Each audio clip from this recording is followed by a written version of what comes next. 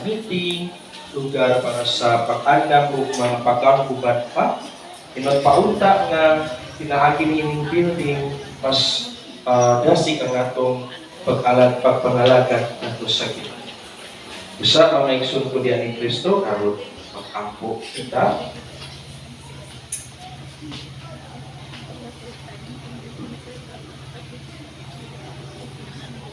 O Ginoo, duol ug ubani ang imong mga alagad dinhi sa Southview Chapel. Sila nga mga tao nga sila nga nangalayubo sa imong panalangin.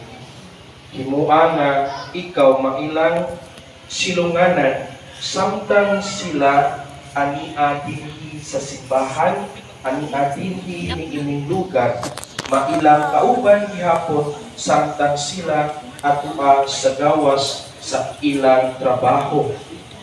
Ug sa katapusan panahon, dawata sila sa langitong puloy-anan nga imong giandam alang kanila dito sa balay sa Amahan.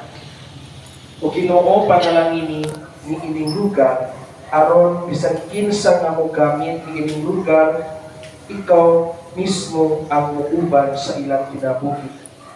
Panalangin ni ining lugar uban sa imong grasya o hukma, kay ikaw ang nagapuyog